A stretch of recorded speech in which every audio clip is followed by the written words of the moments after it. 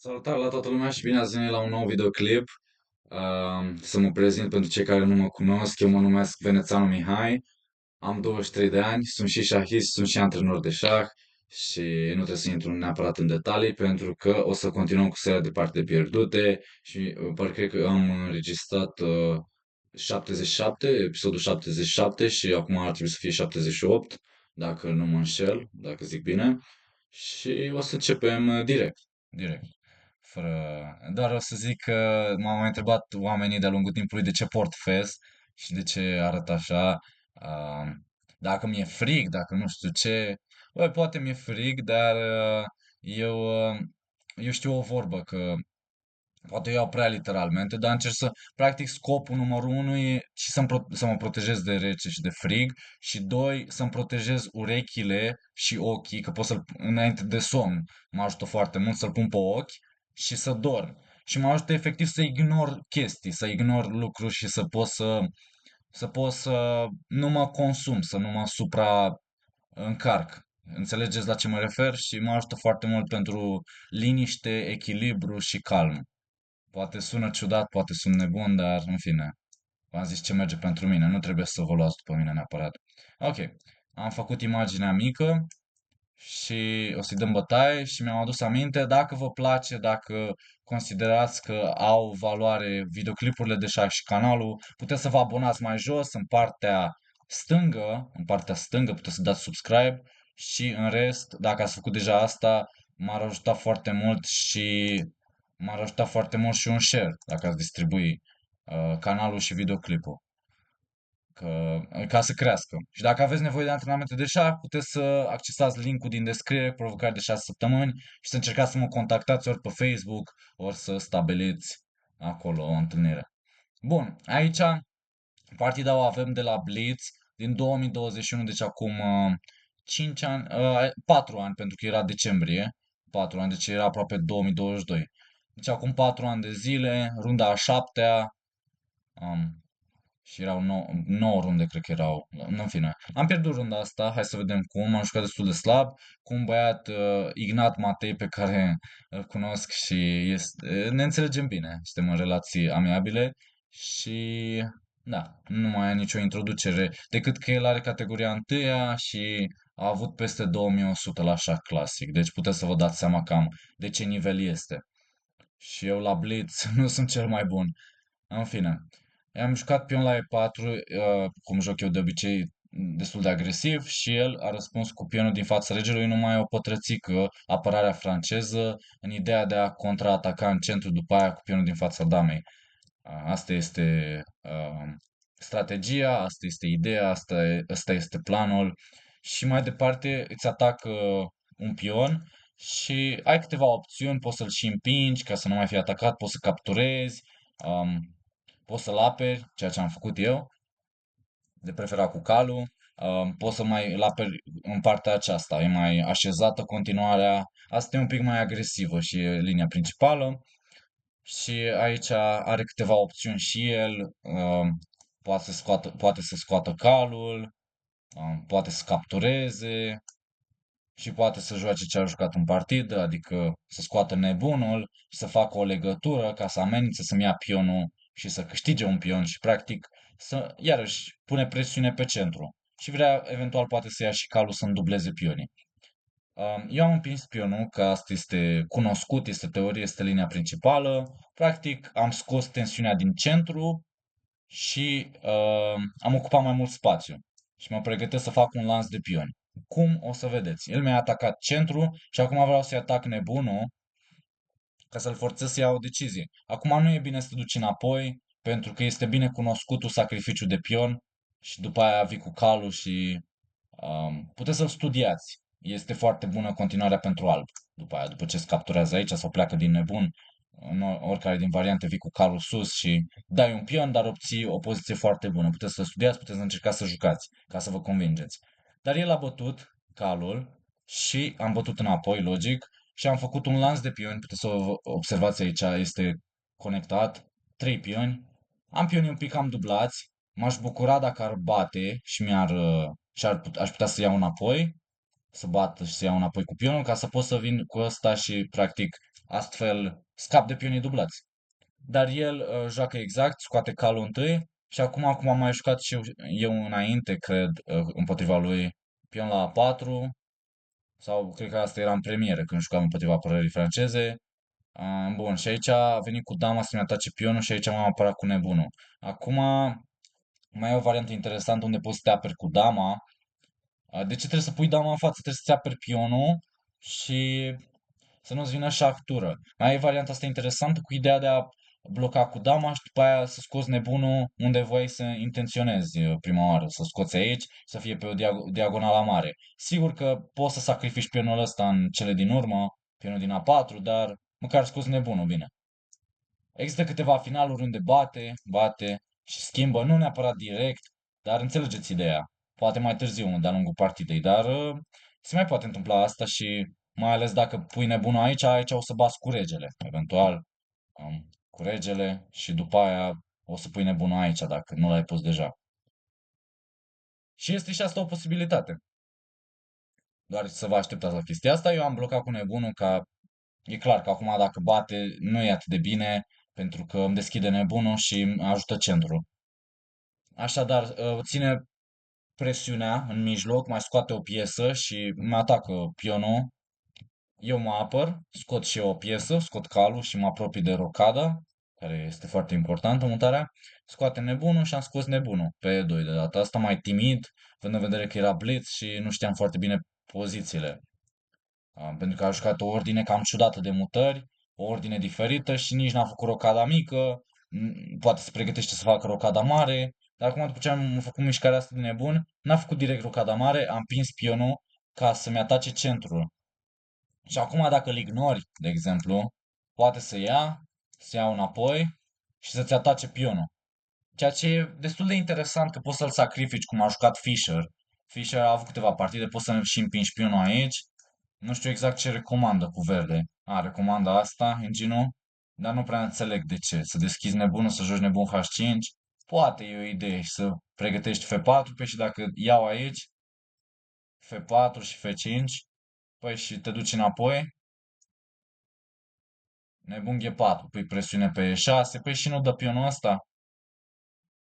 E foarte, foarte interesantă și varianta asta.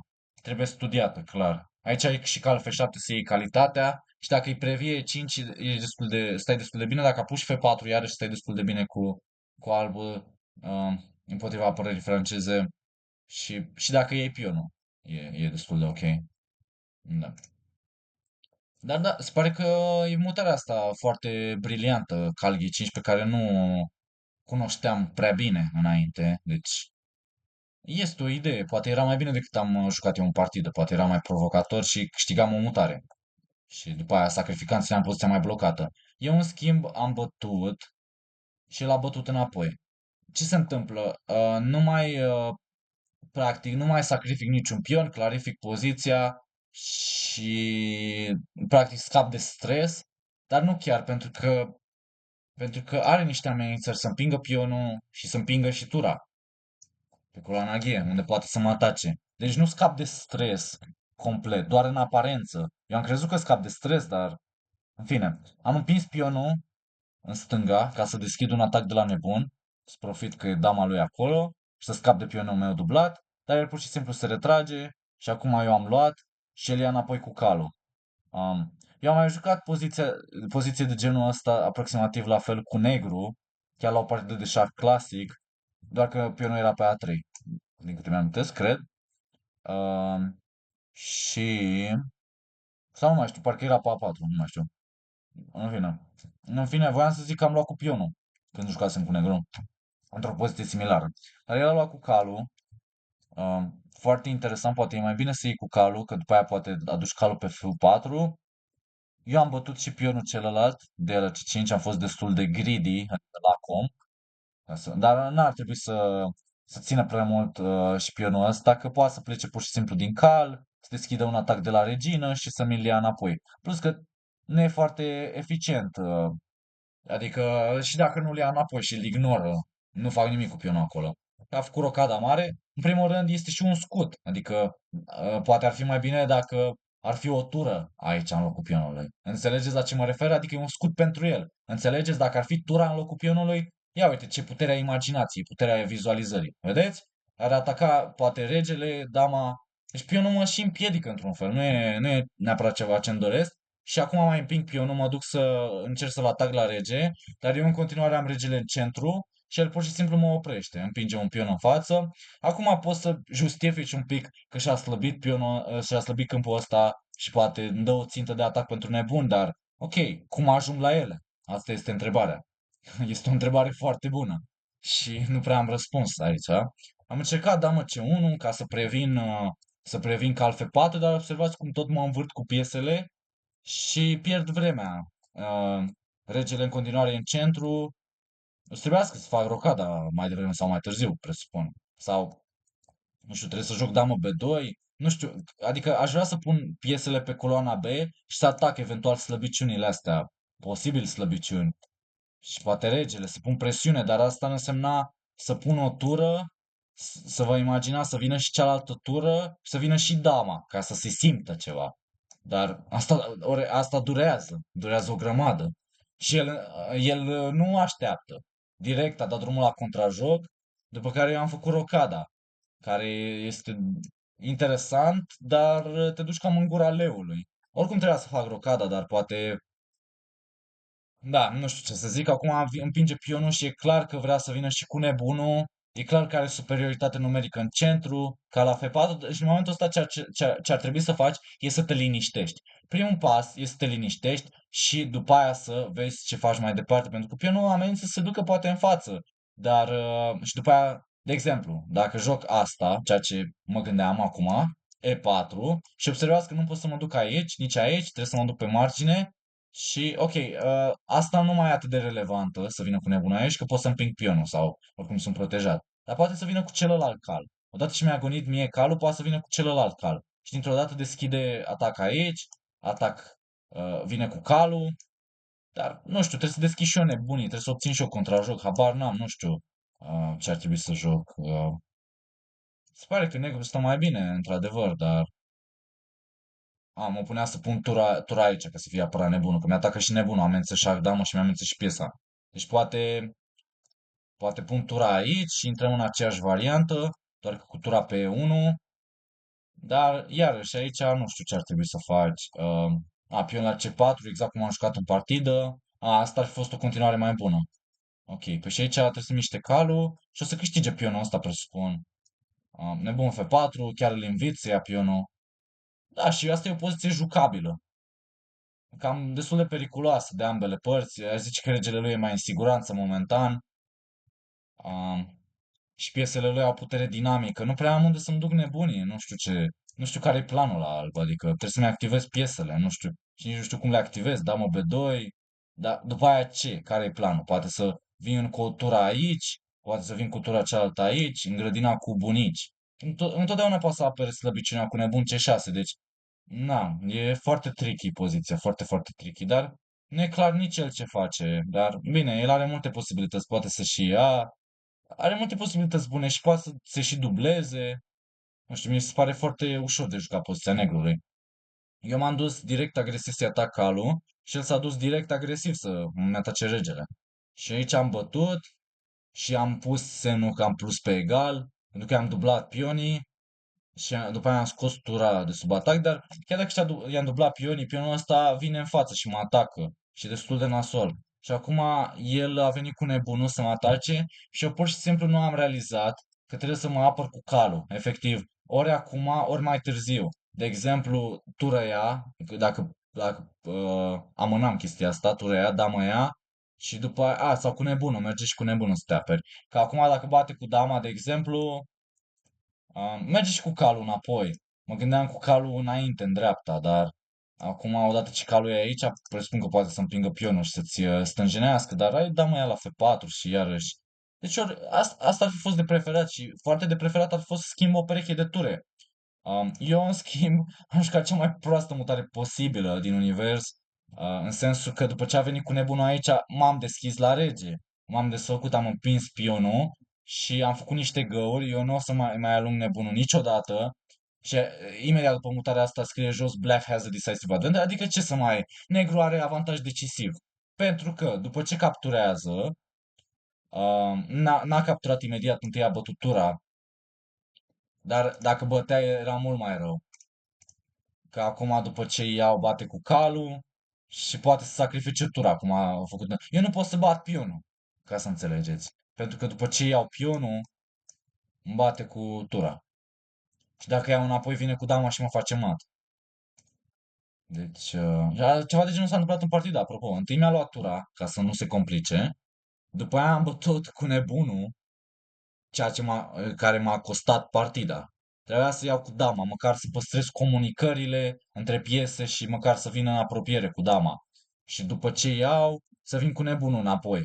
Bătaie, bătaie, bate, cu dublu șah și regele fuge. Ca un pămpălău. Dar măcar nu pierzi nicio piesă. Stai deschis la rege, poate culeg pionul ăsta mai târziu și se mai joacă, dar și aici stau mult mai rău. Stau rău de tot. Stau aproape pierdut. Dar aici, după ce am bătut cu nebunul, să observați cât de repede se termină partida, feia, hașia, turăia, aceeași mecherie, că dacă bat vine cu dama, hai să vă arăt, și mă face mat. Astea sunt forțate, sunt mutări forțate, mai puțin să iau tura. Asta nu e forțat și am plecat din rege.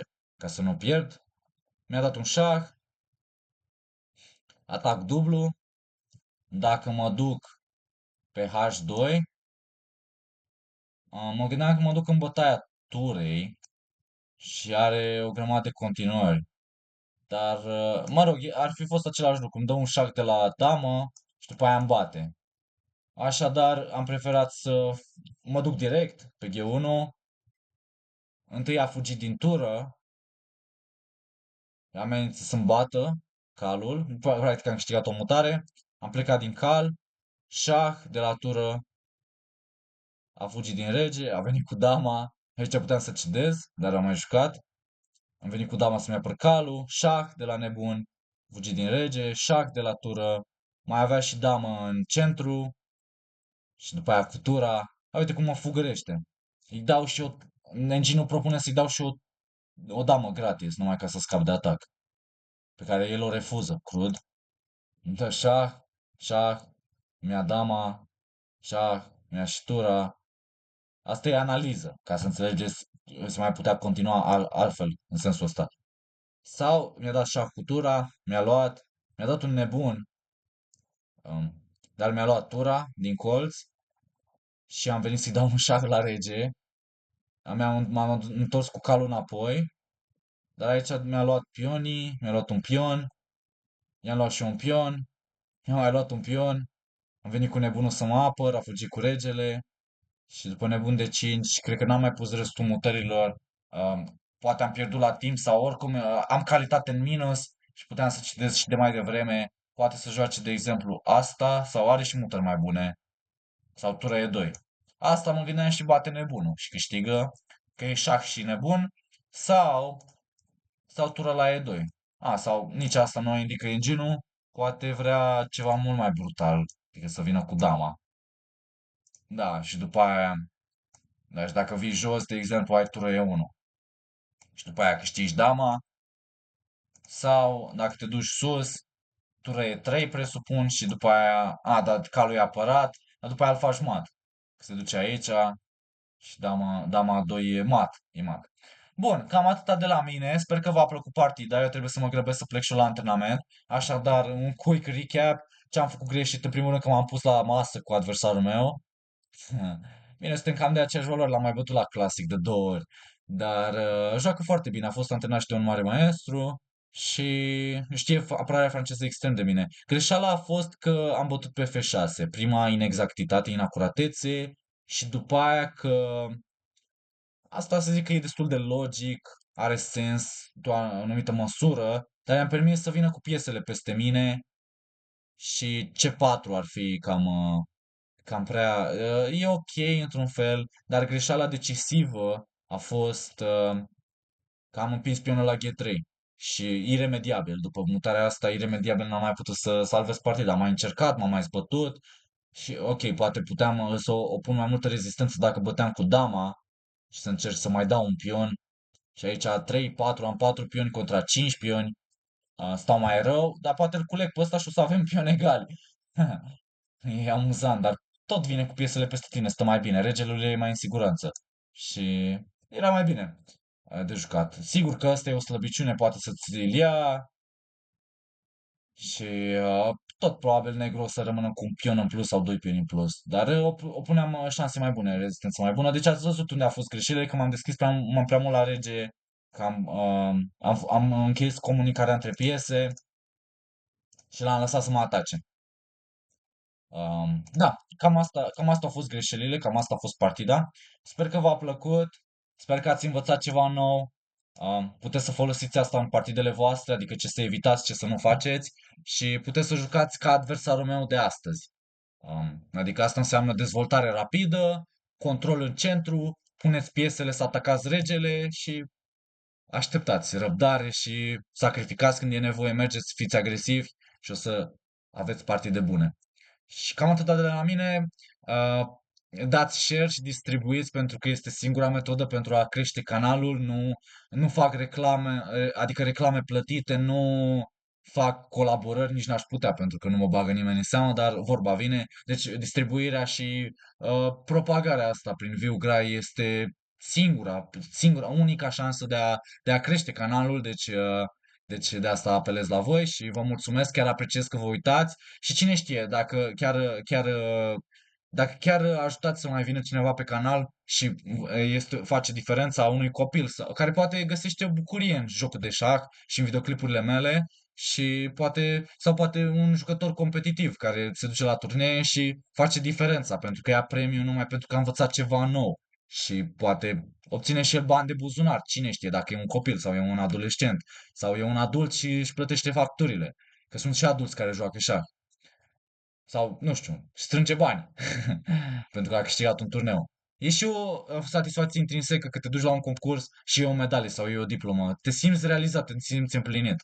Și eu vă mulțumesc. Ne vedem în următoarele videoclipuri, în următoarele clipuri, nu știu când, poate mâine, să vedem dacă mai postezați. Și cam atâta că eu trebuie să fug repede la antrenament. Apreciez, vă respect și vă mulțumesc din suflet. La revedere! Pa, pa! Ciao!